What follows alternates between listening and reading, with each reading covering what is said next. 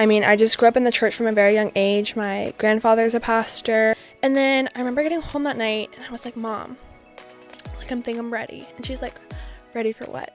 And I'm like, to accept God into my life.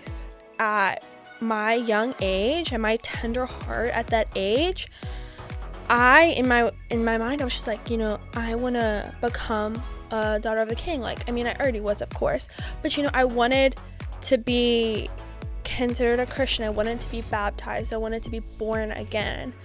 And I had never seen God work so evidently until really those moments. And I mean, God's always working in the background, as you and I both know. Up until high school, I mean, many people know, like, that's an area where you find your identity and you're wondering, like, really who you are, and that's when your faith is tested. My faith just started changing a little bit more. I was definitely kind of, thrust into high school where there's drama and there's boys and, temptations arise and people that want to attack your faith really come into play, and even your character and everything. And I remember kind of feeling like an imposter. Like, I still think I was walking with the Lord in some ways, but I wasn't on fire for him. Like, I wasn't serving him like how I should. I wasn't prioritizing that time all the time. Like, I would read my Bible and it would feel like a checklist, checking off a checklist. That, like, changed kind of, like, the trajectory of, like, I feel like how the direction my story was heading in so many different ways. And I'm so happy I went. I learned so much more about myself and have been so much more challenged and grounded in my faith as a result of it. Yeah, I just really found that I needed to be patient with the Lord. Hey guys, welcome back to the Journey After podcast. I'm your host, Jordan, and today I am here with a very special guest, a dear friend to me, Lilly Myers. Hi, everyone. Thank you so much for being a guest on my podcast today. I'm so excited to have you. Lilly is a dear friend of mine with our family, me, and is a student at Liberty, has a beautiful family here in Charlotte, and she's just overall amazing, and I just love her to death. I love you, Jordan. So I'm just so excited to have her on today to share a bit about her story, her testimony, her life, what God's done in it and through it, and yeah, I'm just really excited to do that. Is there anything else about you want to share? Yeah, so I have had the pleasure of knowing Jordan for now about 4 years. We've really gotten closer the last 2 years, though. And a little bit more about me is I've lived in Charlotte for a little while, but I go to Liberty University in Lynchburg, Virginia. I'm currently studying to become an occupational therapist, and I'm in town for the summer right now, and so happy to be on your podcast today, Jordan. Hey, I'm so excited too. So this is your last year at school, or do you have? Yeah, so this is my last year at school, and then I will go pursue my doctorate. Okay. In OT. Okay. Yeah. Yeah, Lilly also has a boyfriend. I do. How long's yes. it been? It has been a year and 6 months. Oh, and they're so cute. They're so cute. Well, I wanted to have Lilly on today because she has a beautiful story. She has walked with me through my story, and I've gotten to experience watching her grow because she is a little bit younger than me. But you know what? Our friendship is so beautiful, and I just love like how God's been able to use that friendship for both of us in our crazy different life circumstances, but literally has been able to use it in such a beautiful way to help us both grow, connect, keep each other accountable in just different ways. And it's just been really cool. So yeah, I would just give me a little summary of your testimony. Yes, so I would love to. So I would say I am so grateful to have been able to grow up in a Christian home with amazing Christian parents that truly cared about sharing the gospel with their kids and just really showing us a Christ-like example in the way that they parented us, the way that they led us, and all that we did. I mean, I just grew up in the church from a very young age. My grandfather's a pastor, and both of my parents are also like very involved in the church. From a young age, I was in Bible school, Sunday school, loved it. I was baptized when I was 6 years old, so pretty young. There was a specific story that kind of led me to that decision, actually. My parents would save up every year to take us to the circus. And so we always... The circus? The circus, yes. So I've never been to the circus. You haven't? No. Oh my gosh, you're missing out. Okay, so... Apparently we need to go to the circus. Yes, you do. We need to go together. So like we were so excited, like the circus would come into town and like our parents would take us and everything, and like this was like a really fun event. It wasn't necessarily like, I mean, it's a family of 6. I have 3 siblings, so it wasn't anything like inexpensive, so it was kind of like an ordeal to go. But I remember us pulling up to the parking deck, and we're already running a little late, probably because of me, and we are pulling up to the parking deck, and we did not know that we needed cash to park there. And like my dad had like thought of everything else you could possibly think of. And so we get up there, and like my dad doesn't have any cash. And that's the only thing that they're taking at that time. This is like years ago. Nowadays, you know, like everything's like tap pay and everything. So I remember my dad, you know, we're the next ones in line, and the attendant's like, okay, like it's $5.46. I don't know why it wasn't just $5, but it was $5.46. $5.46. Yes. Okay, so I'm like, oh my gosh, we're not gonna be able to go to the circus, like, because parking everywhere else is full. Like, this is where we have to park, or else we're gonna get towed. And I remember my dad just asking the parking attendant to just wait just a second, and he rolled up the window, and my mom and him prayed in the front like seat, and like I'm sitting in the middle row, kind of watching them. I'm like, what are you doing? Like, what do you think is gonna happen? Like, you don't have the money. And so, like, my dad's praying there and everything. Like, he had already opened his wallet to, like, look to see if there was any cash. And, like, there was none. Like, we all saw that there wasn't. And he finishes praying, and he prays that the Lord would bless him with the money that he needs to get into the parking place, right? And he opens up his wallet, and guess what's in that wallet? $5.46. And I was like, everyone was like awestruck and dumbfounded over that. Like, we're like, oh my gosh, like what happened? Like, this is crazy. Like, I literally saw it with my own eyes. And then he hands it to the lady, and she was like so surprised, because like she didn't see us put any more money into that wallet since, you know, giving it back to her and everything. So I was like, wow, like God really works miracles. And then I remember us going into the circus, and we're watching the circus, and we're sitting kind of on the outside of the row a little bit more so. And you know how the people at like sports games and everything come around with the hot dogs and the snow cones and everything like that, right? Well, the tickets for us to get in were kind of like all my parents could afford at that time. And I remember like passing all these hot dogs and, you know, snow cones and funnel cakes to the kids sitting in the middle, like between kind of like on the other side of our family, passing like snack after snack and toys after toys, like you know, we wanted it, but we're not gonna, you know, ask for something we knew like we couldn't get right then. And I remember there was 3 kids, and there was like a grandma, and this grandma like looks over at us. She gets up, goes over to my dad, and hands him $400. And she's like, I want to bless your family. You know, the Lord just really stirred something in my heart tonight to just give to you guys, and I want to be able to bless you guys with an unforgettable family experience tonight, just like I was able to with my grandkids, and you guys deserve it. And so please, like, go buy your kids whatever you want. Like, it was like $100 per kid and everything. And my dad, like, of course, like, he didn't want to accept it or anything like that, like, but I mean, she insisted. And so I remember that, and it was just so unforgettable. Like, I got a huge snow cone that like opened up with like a toy in it, and got a funnel cake, which I love funnel cakes, by the way. They're so good. Mm-hmm. And then I think we might have even gotten like another toy. But I just remember that moment so vividly. And then I remember getting home that night and I was like, Mom, like I'm ready. And she's like, ready for what? And I'm like, to accept God into my life. Like, I was like, I've just seen his blessings and his miracles.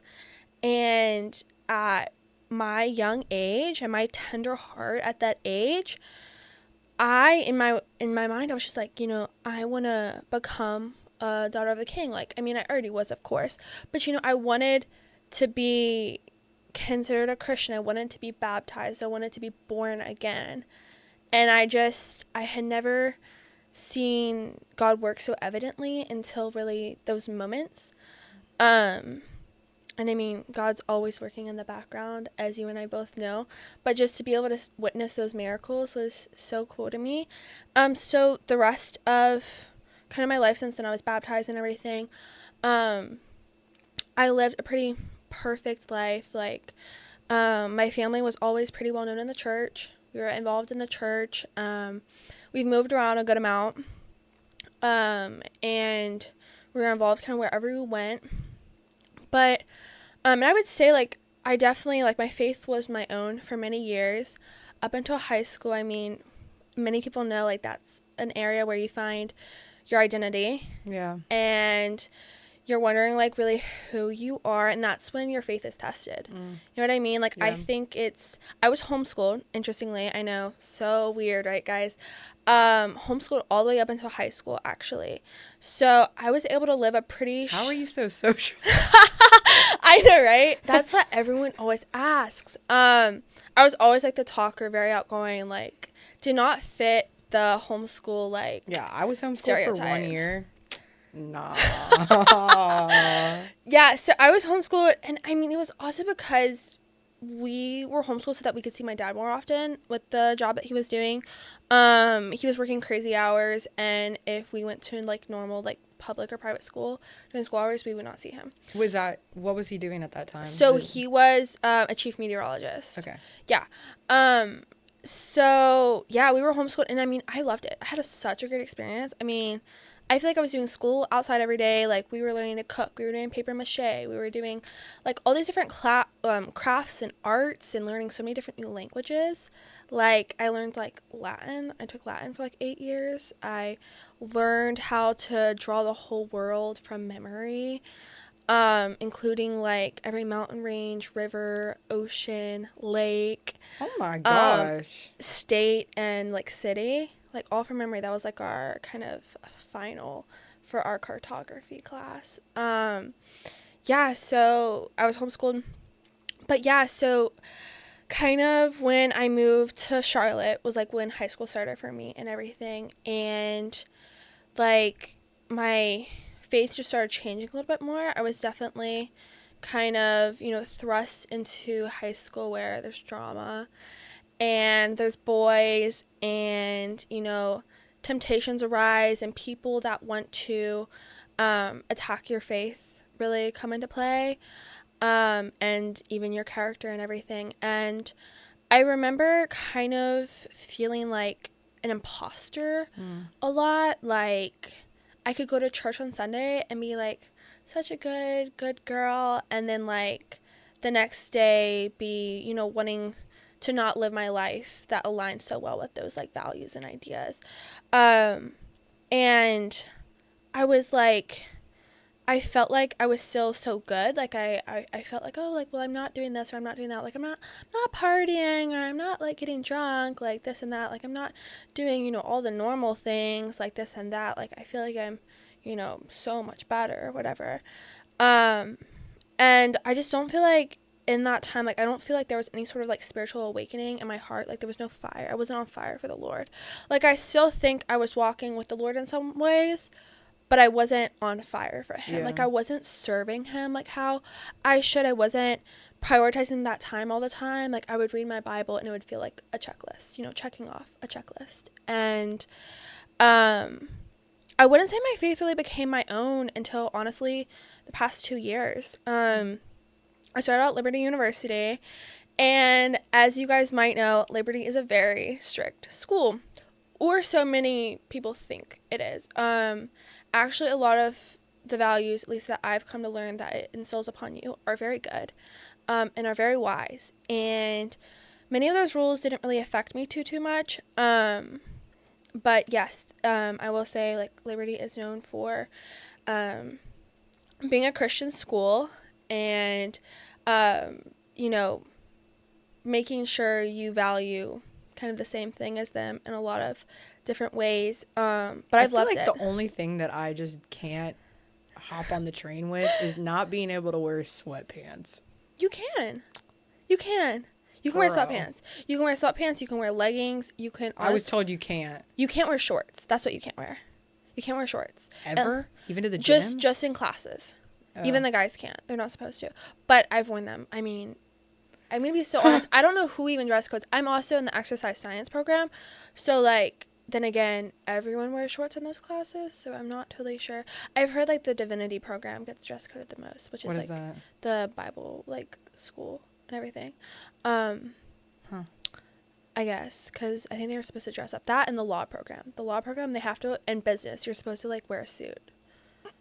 Like, the guys are supposed to wear a suit and girls are supposed to wear dresses. I always, like, dress up when I go to, like, my classes in the business building. But yeah, Liberty is just a very dressy school. Like, it's not necessarily people aren't allowed to wear sweatpants. There's tons of people that do.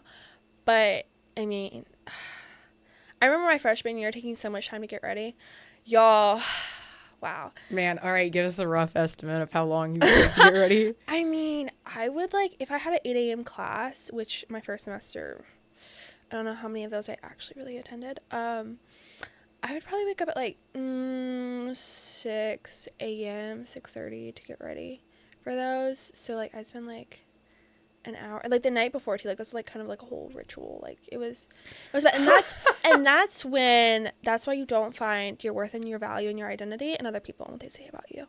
Because that's what I was doing my freshman year. I was just definitely, like, trying to fit in a lot of ways. And trying to find your people, which, like, everyone does their first year, you know what I mean? Like, you're trying to kind of figure out who you are. Like, you're not living with your parents anymore. Like, you're thrust out of everything you've already known, you know what I mean? You're in a new place, and you're figuring out your values for yourself. And so, right before I went to Liberty, so in 2022, my dad was fatally killed in an accident, and that, like, changed kind of, like, the trajectory of, like, I feel like how the direction my story was heading in so many different ways. Obviously there's so much grief that comes with that, and I know you know a lot about that as well. But I honestly didn't even think I was going to go to college. Like, I was, like, so not expecting me to be able to even go to college. Like, I just didn't think I would want to be away from my family or anything. So grateful I picked Liberty. And I'm so happy I went. I learned so much more about myself and have been so much more challenged and grounded in my faith as a result of it. I decided to go, and so that was 2023. How long did you take off school for? You know, I didn't actually take off any school. The accident happened in November of 2022, and I did not have to take off. I mean, I might have taken off. I took some time off of classes.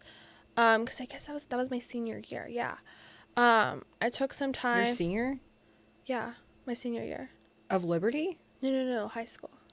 Oh, I thought we were talking about Liberty. No. Because you said before I went to Liberty for the semester, and that's why I was like, wait a minute.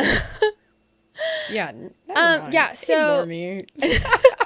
You're fine. I know, like, the years are kind of, like, hard to match up. And I graduated high school with my associates. So I was kind of, like, that's why I'm, like, a senior in college now. Like, I have been on a condensed Because how old are you? path. I'm 20. I just turned 20 actually recently. Mm-hmm. So I'm a little baby. I know. But yeah, so I decided to go to Liberty, and that was a big step. There was other schools that I was considering. I'm so thankful for the opportunity to have been able to attend Liberty University.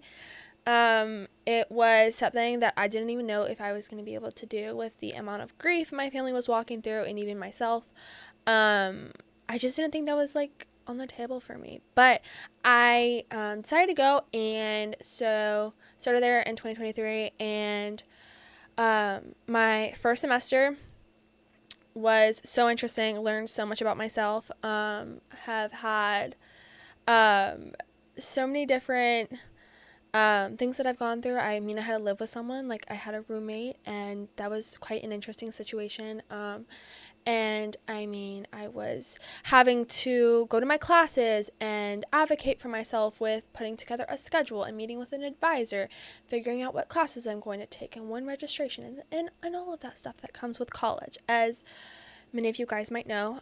So started at Liberty and everything, and you're just trying to find those friends. And I went to Liberty, like, I knew of so many people going to Liberty, but honestly not too many of who became my closest friends. Yeah. I really struggled to make friendships my whole first year, actually. And just didn't find a good group of godly women, like, for a while, and was kind of just finding myself going from friend to friend group to friend group, kind of just trying to find friends that had the same values as me. I went to Liberty and everything, and I mean, I was just finding friends in all the wrong places. I mean, I think I attended like my first parties freshman year of college, and I know it was like crazy. Like, I didn't party in high school at all. And everyone's like, oh, there's parties at Liberty. Yes, you can find them probably anywhere. And thankfully that was a very, very short amount of time that I was trying to find my people and in the wrong places. But yeah, I just really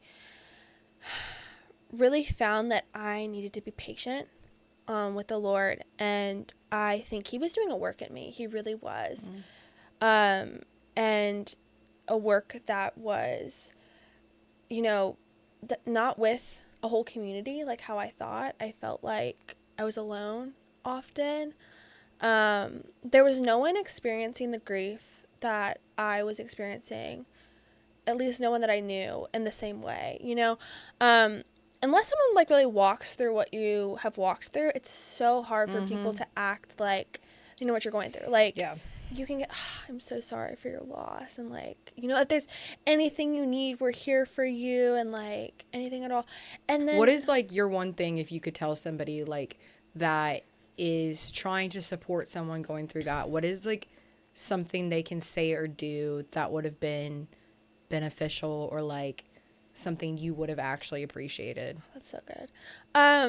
Honestly, the people that showed up to my house right after hearing about, my dad's death and everything, those are the people that I really knew were like the real ones in my life and everything. And I think showing up matters. Like, I think it's very easy for people to be like, if you need anything, I'll be there. Or like, but no, like, I want you coming over, bringing a meal. Like, I want you, like, Come over and bring me a meal. No, I'm kidding. I had some really, really good food right after that. I mean, it was a sad reason for getting all that food, but it was really good food, guys. Yeah, so I would say just saying to those people, I don't know fully what you're going through, but I just want you to know my heart hurts for you and I'm here for you. Like, please let me know what you need. I want to be there for you. Yeah. In any capacity, however you need, let me be there for you and your family. And just really outlining that they don't fully know what we're walking through, but they are empathizing with us regardless. In the best way they can. Yes. And I don't expect them to, know fully what I'm feeling, you know what I mean? I don't want anyone to act like they do. You know what I mean? Yeah. Like, equate maybe losing, a dog to losing a father or something like that. Which I had when someone do. people compare. Yes. And like for the most time, they are coming from like a good place. Oh, for sure. Doing that. Yeah. But it just doesn't, it's not reciprocated that way, because I feel the same way about stuff sometimes. So could you just share like a little bit about what those maybe first weeks, first months kind of like looked like for you, felt like for you? Like, were you pushing into Jesus? Were you praying? Were you going to the church? Were you pushing into other things? Like, how was that like first part of that season of grief? Like, where was your head, your heart, your mind, your body? Like, where were you at? Numb, guys. I was numb. And it's so interesting. I tell people to this day, I did not cry for like 4 months after my dad's death. Crazy, right? Like, I mean, I remember when I was told what had happened. Actually, other people had found out before me and were texting me about it before I even knew, which was very hurtful. Wait, oh my gosh, I didn't even know that. Yeah, I was getting texts about like, oh, sorry for your losses and that, and like, I haven't even, like, how did the police were still on the way to my house to tell me what had happened.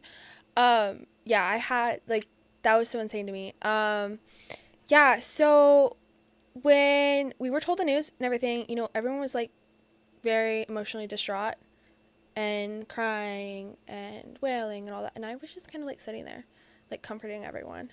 I did not cry at all. And I probably should have cried. I mean, that's like the normal thing to do. But the first stage of grief oftentimes is to kind of protect yourself and like numb and kind of like the fight or flight, gaslight yourself into thinking you're okay. And I mean, it was, yeah, I did not cry until I was in a hunting stand that I used to hunt with my dad in on our family farm. Sitting out there, realizing, it was like really hitting me. Wow, he's not here. And I missed him so much in that moment. And that's when I actually started feeling, I feel like, the emotions. Because right after it happened, I mean, I could just tell you how grateful I was for the life I had with him. And I was so positive about it. Like, it was scary to think to how I was acting, and the facade I was portraying then. But yeah, so right after his death, I was kind of numb. I kind of poured myself and distracted myself with a toxic relationship at the time, which was very unhealthy, and I was just kind of distracting myself with, and I guess finding comfort in a lot of ways. And then when that relationship ended, you know, I was in school and everything, and even in that time, I would find it in just like relationships, and with what other people would say about me, or my little time partying. Like, I would just kind of I was trying, in a lot of ways, I was trying all these different ways to heal. And I think I was making it seem okay because it was my healing process. You know what I mean? I was You're healing. validating it with Yeah, that. I was validating it. And I was making it seem okay. And nothing that I was doing was the right way of handling grief. I did not go to therapy for a few months after grief, and I'm so thankful I did. I think, honestly, anyone in any stage of life would benefit from therapy. Finding therapy. Yes, you need to find the right therapist, but yes. Yeah, and so I didn't honestly, I feel like, start healing from it until really, I guess you could say, a year after. It kind of took me a whole year of believing I was healing, but truly not, really just distracting myself from feeling my feelings, because if anyone has walked through grief, they know that you have to experience the feelings to be able to heal from it. Yeah. You can't just fix it. You know what I mean? You have to process. You have to process your emotions and what you were feeling. And until I did that, in healthy ways, with healthy coping mechanisms, did I actually start to see any true healthy change. You know what I mean? So yeah, it was a journey. It was a journey, and I can say honestly now I'm in a much better place, and I feel like encourage so many other people walking through the same or similar things just with grief. And I would say up until the beginning of my sophomore year, it was like winter break of my freshman year, did I really, this is kind of going back to my testimony, really dive back into being immersed in the presence of the Lord. What kind of woke you back up to that?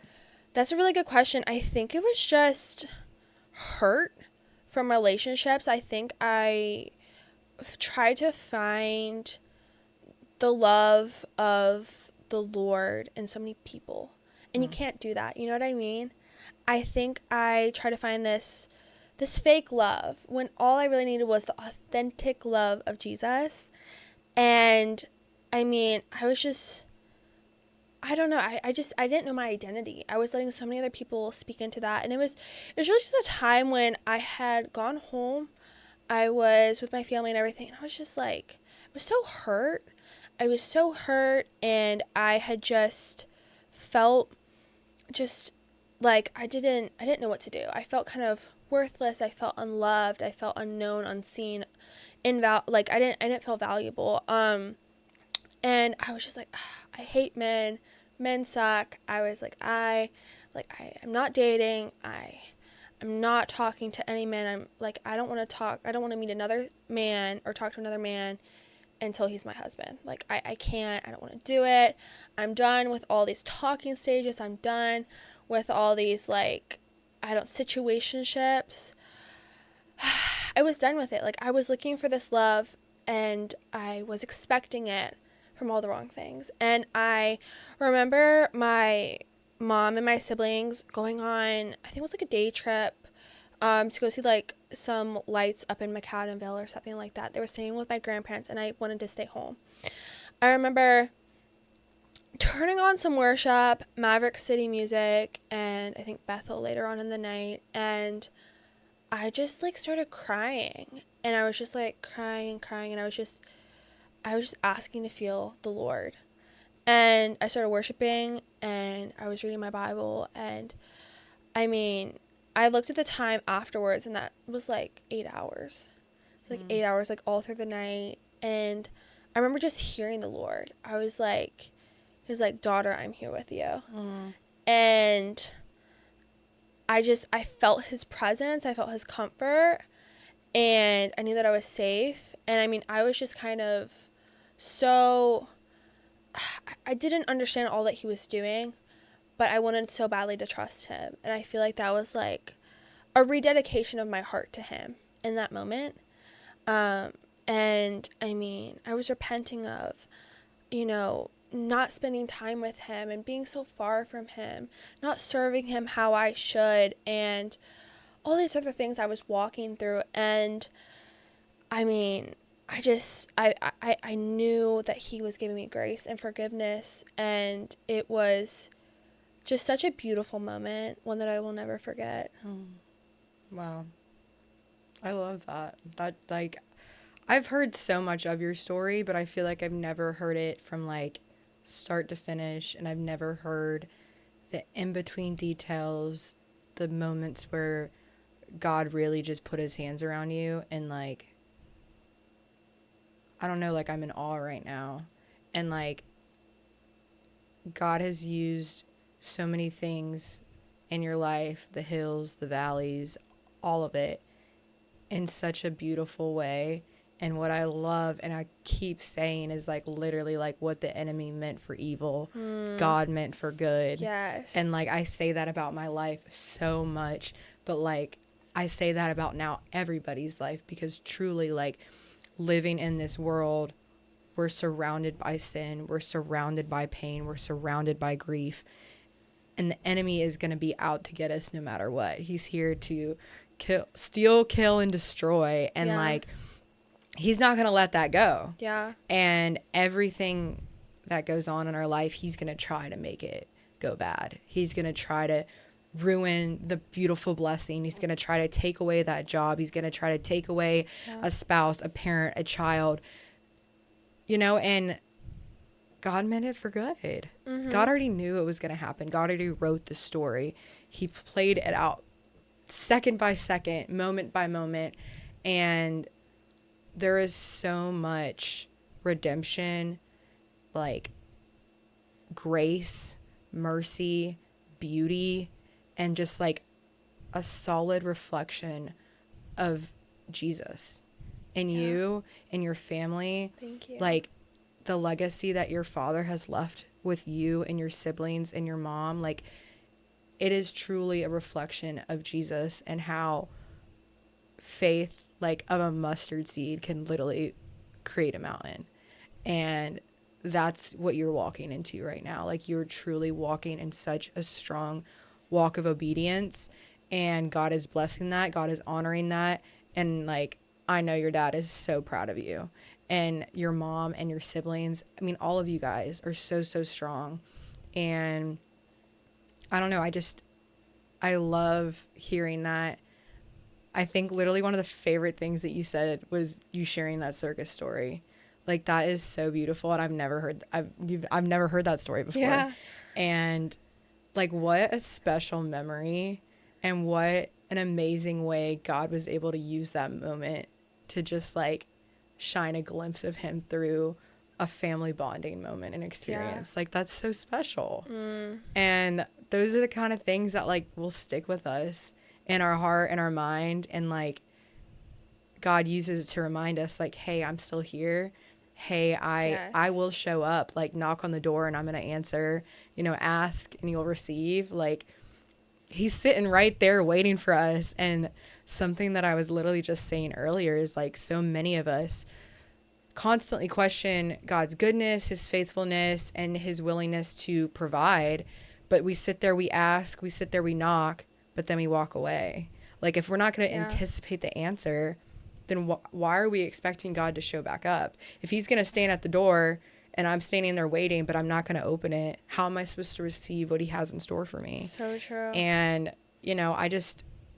I say that all the time to myself. I say that to other people because, like, that is such a beautiful example of being faithful, being obedient, and having the faith for God to provide, because he will.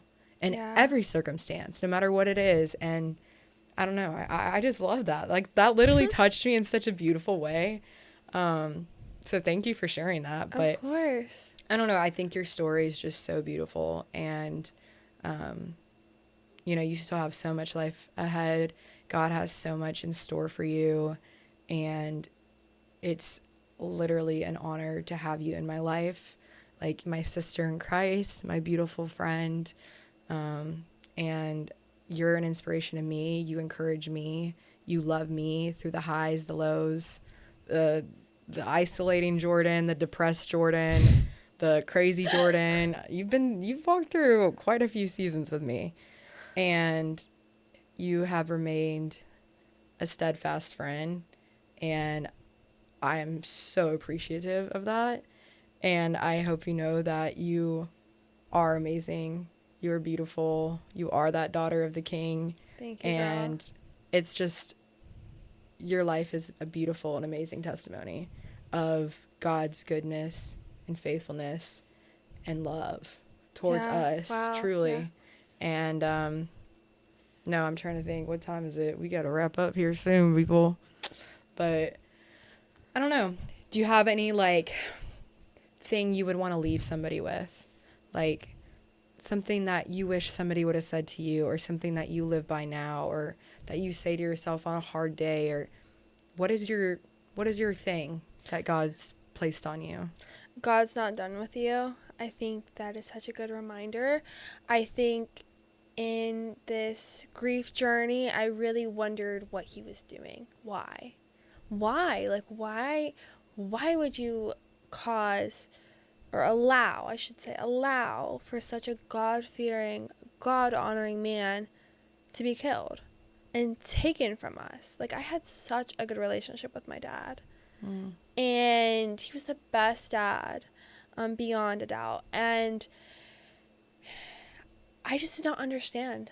I did not understand why God was doing what he was doing. And I would just say to anyone going through a battle like that, and in a time of sorrow or despair, in the storm that you're facing right now, just remember it's for a reason and a purpose, and that God just asks for your trust and your faith right now.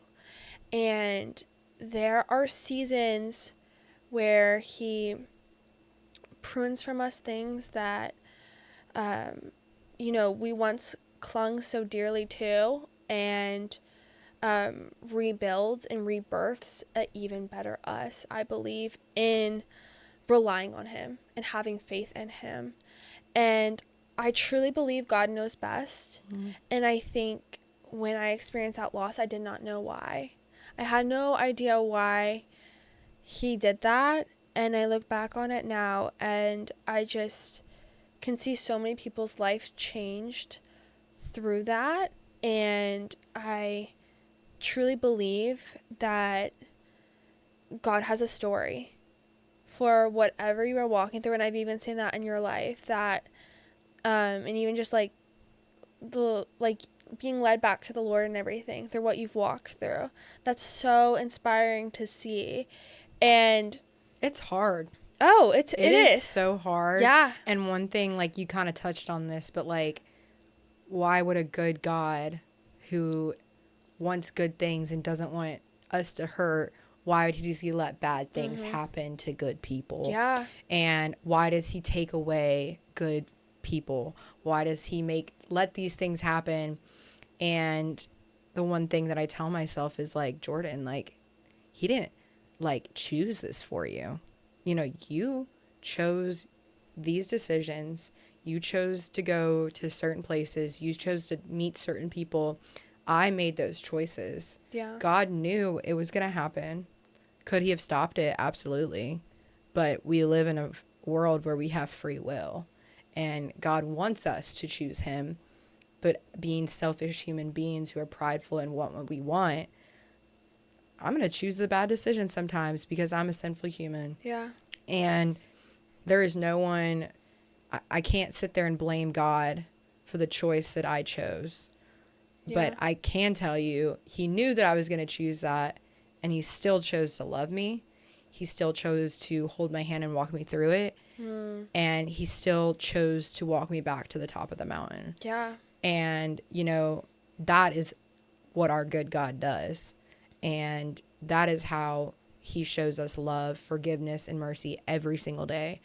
And now I listen to that question. It's like, no, but like, you need to flip it around, because like wording it that way is not right. And saying that, like, why would a good God do this? Well, Yeah. why would you make that choice? But I guess in your situation, it's not like someone chose to do that. Yeah. But, you know, things in this world, again, happen, and sometimes by choice, sometimes not by choice. But again, we live in a world that is full of sin, full of pain, full of grief, full of accidents, full of loss, full of abandonment, isolation, all these things. And that is a part of us living in a world where we choose sin. But one day we live for our eternity, and we won't have that. We don't have our pain. We don't have our selfishness of wanting what we want on this world. We don't have the loss. And what I tell myself every single day, and what got me through my pregnancy, was literally like, one, my strength's not my own. I can do all things through Christ, who gives me strength. Two, my weakness is made perfect through God's strength. Yes. And three, you know, I'm not living for my life here on this earth. I'm living for my salvation and my eternal life with God in heaven. And I'm trying to build his kingdom while I'm here, not build mine. And so those three things are truly what pushed me through the hard days, and that still try to help me in the morning when I wake up and when I lay my head down on that pillow to go to sleep. But it's not easy. And it still sometimes makes no sense. And I'm literally like, we'll sit here and be like, okay, well, I understand that, but I'm still upset. I'm still mad. Of course. I'm still going to cry. Like, and again, we are human. But, you know, God still holds us. God still loves us. And even when we push him away, he's still standing right there waiting for us to come back. And that's what an amazing, good God is. And shoot, I don't deserve that. But None of us do. no, but I mean, wow, am I so grateful. Yeah. No, that's amazing. You're so right. And I think I have to even remember that the path towards heaven and towards Christ is so narrow, and it's hard. It was never promised to be easy. Oh, yeah, no. Following Christ is not easy. Did you ever read The Pilgrim's Progress? Yes. Okay, Yes. I'm not even gonna lie to you. I loved that book, and everyone in my class, made fun of me because I loved it. Like, I literally read that whole book in like a one sitting. Wow. Like, I was obsessed with it. But anytime I start talking about like the narrow road, the narrow path, whatever, like I literally go back to that book, that book, and think about how like hard the Pilgrim's like path was, and how hard it was for his walk to get there, the baggage he claimed around, like the things he came across, to all this stuff. And like I think about that, and it's like, again, like it was never meant and promised to be easy, but like it was promised to always be there. And like it's always a choice, it's always an option, but it's the hard option. And you know, the hardest options usually are the right ones for the most part. But yeah, picking the narrow road is hard, but it is so worth it in the end. And I can't wait to get up to those gates of heaven one day and be like, I did it. You know, I ran and fought the race as hard as I could. You know, I stood strong in moments when I could have been so weak, and I fought to stay true to who God has called me to be. And that's what I fight for. That's what I live for. And that's the path, the very narrow path that I'm trying to take. And I'm doing my best. Yeah. And that's all I feel like we can all do, but trusting the Lord and putting all of our strength and our weaknesses onto him. Because with that, he makes it perfect, and he'll carry us right through. But so true. Any final words? Thank you guys so much for listening. I was so happy to be able to come on this podcast. I feel like there's so much more we could talk about. Oh, yeah. Lily's definitely going to be coming back because we have so many topics. We just get so carried away, and we'll just start we could just yapping together. Because we just literally can talk. But it's a good thing. And you guys don't want to listen that much. We just talk too much sometimes. I'm also like getting really hungry. I don't know if you can hear my belly. But I'm getting hungry. I low-key want that ramen down the street. But anywho, thank you so much for listening. Thank you, Lily, for coming on and being a guest today. I just love you and adore you. Thank you for being vulnerable, honest, and sharing your beautiful testimony. I know that it's going to touch so many people's lives. It's touched mine. It's touched my family's.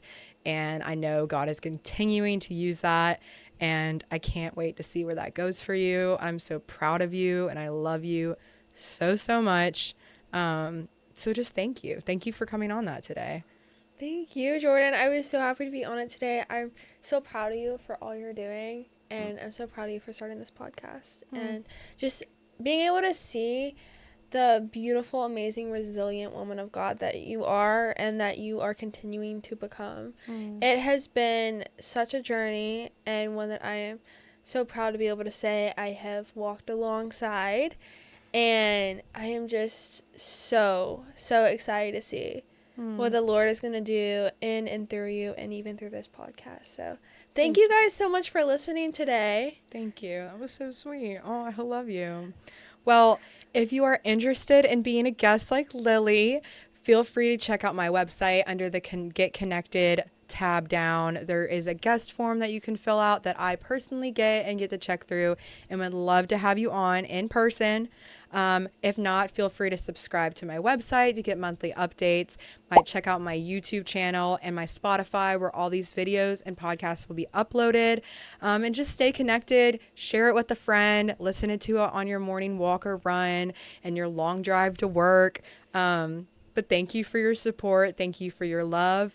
And I'm excited, and just keep staying tuned every Friday at 9 a.m. for the next podcast launch episode. But yeah, and as always, it is not about where you've been, but where you're going. Bye, guys. Love Bye, you. everyone. I really want to make like a bloopers reel from this one because I think it would be really funny. I don't know if you're going to even hear me say this, but if you do, I think it would be really funny. The hardest options usually are the right ones for the most part. But like, I don't know. I lost my train of thought. I'm tapping out people. Yeah. So do you want to get food? Yes, let's go get I want to go to the culinary dropout, actually. That looks really good. Bloopers would actually be really funny from this. All right. Tap it. What were we even saying? Okay. We're going to redo the ending. Tap, tap. All right. Yeah!